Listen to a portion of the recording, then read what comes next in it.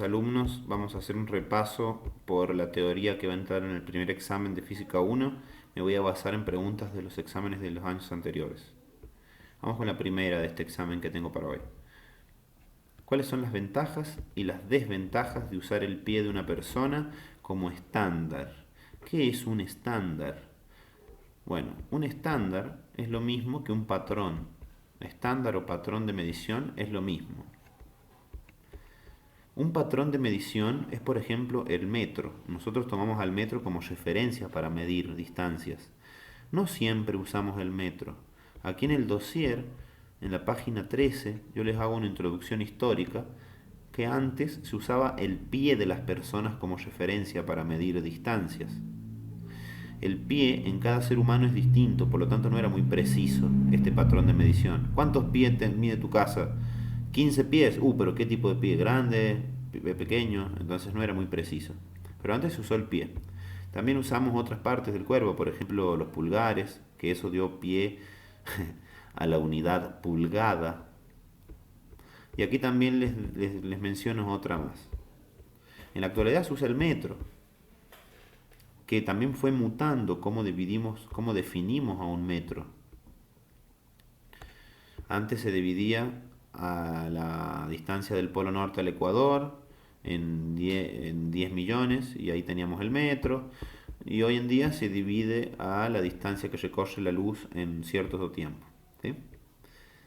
Pero bueno, volviendo entonces a lo que es un patrón o estándar. Es una cosa o magnitud o valor que yo tomo de referencia para medir una magnitud. Es un valor que tomo de referencia para medir una magnitud. Por ejemplo, antes se tomaba como patrón o como estándar el pie de las personas. ¿Cuál es la ventaja de eso?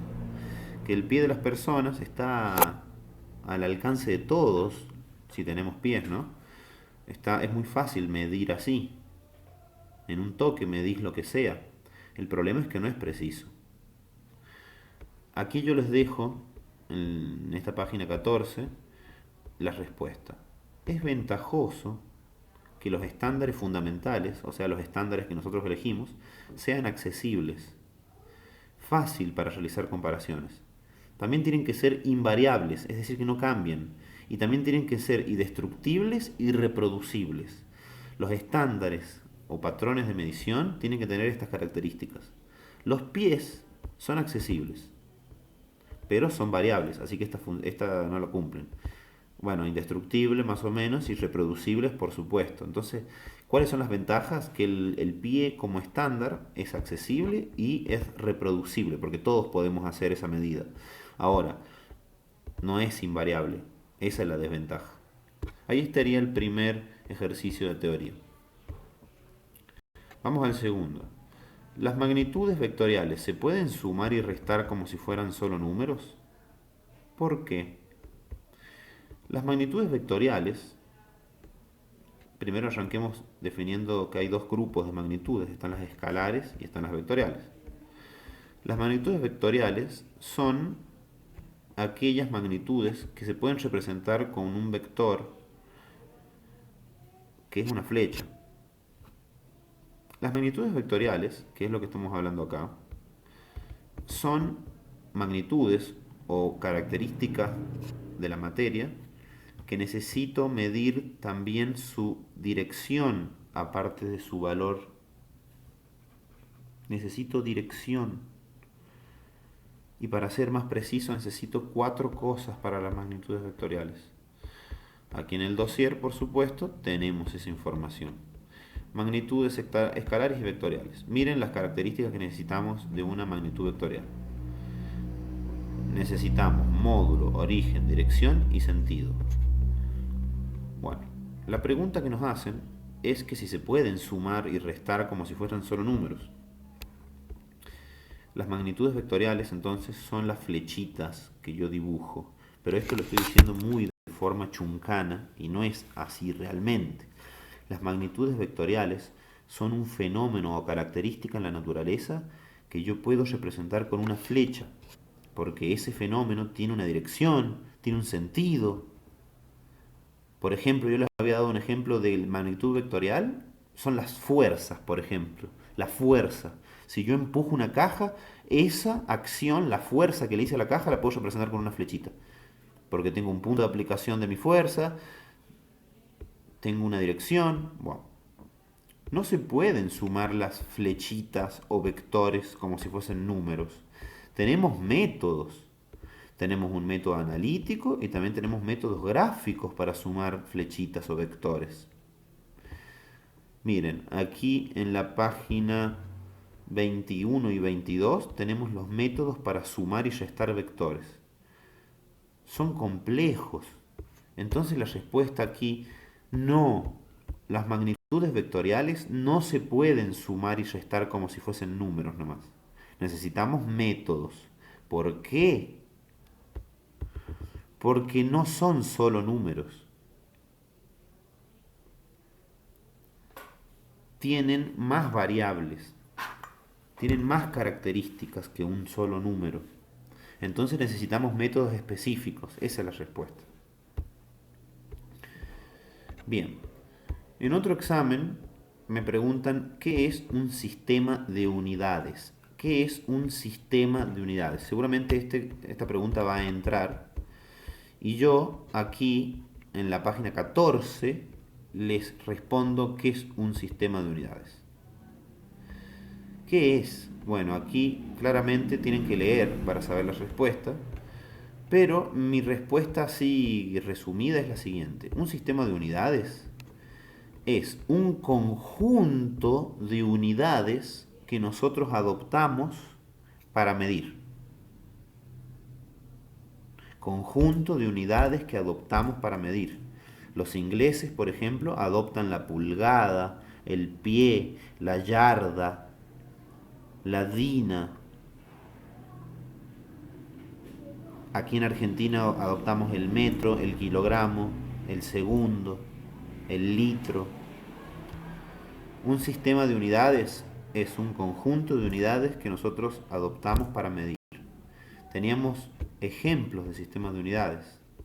Tenemos aquí el MKS, el CGS y el sistema técnico. Yo les doy 3 ejemplos ahí.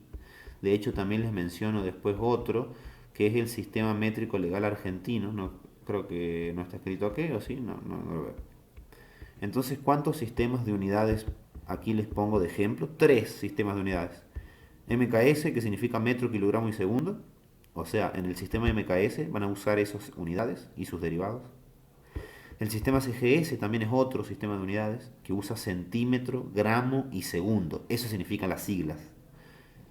Y el sistema técnico usa casi lo mismo que el MKS. Hay pequeñas variaciones que para la masa el sistema técnico usa UTMs. En cambio el MKS usa kilogramos. Y también en la fuerza va a variar la unidad. Son pequeños detalles que no lo tienen que necesariamente saber para mañana, sino recordar qué es un sistema de unidades. ¿Por qué es importante medir? Vamos a la cuarta pregunta de hoy. ¿Por qué es importante medir al estudiar un fenómeno físico? ¿Por qué hay que medir? Otra vez en el dossier yo les doy la respuesta. Nos vamos a la página 12. Hablamos de medición. Las mediciones son objetivas. La física intenta describir la naturaleza de forma objetiva usando mediciones. Entonces medir es muy importante. ¿Por qué es importante medir? Porque la física se basa en estudiar la naturaleza usando mediciones. ¿Por qué es importante medir? Porque la física estudia la naturaleza usando mediciones.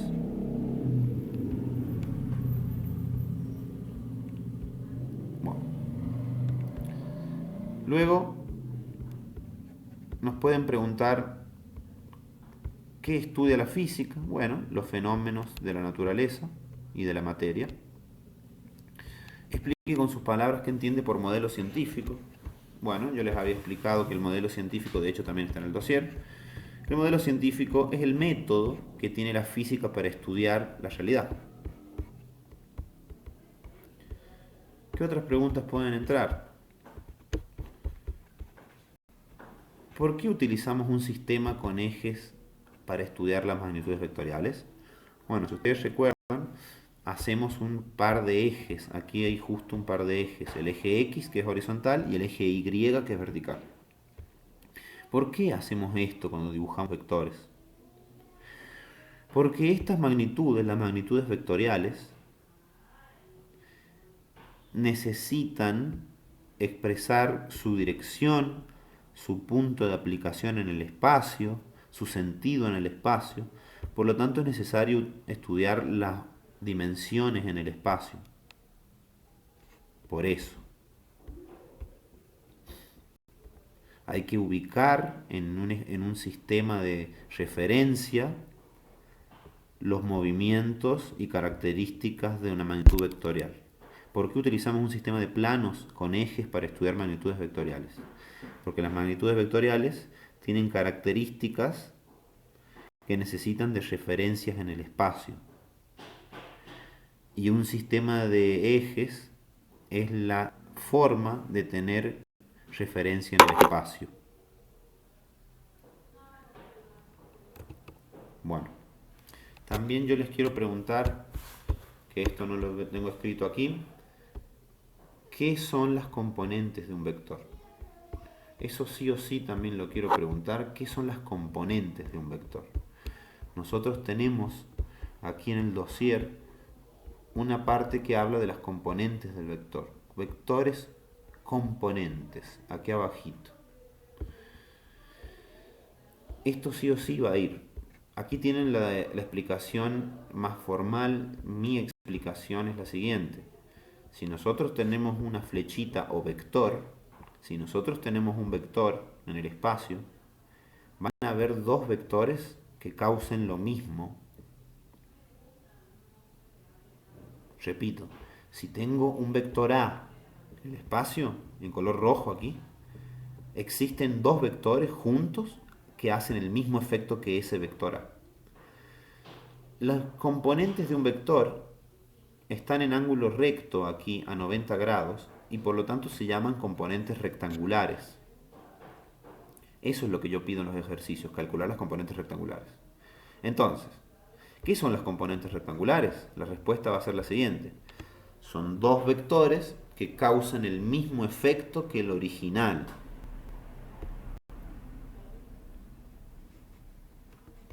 Muy bien. Hasta aquí las preguntas de teoría. Espero que tengan una bonita noche.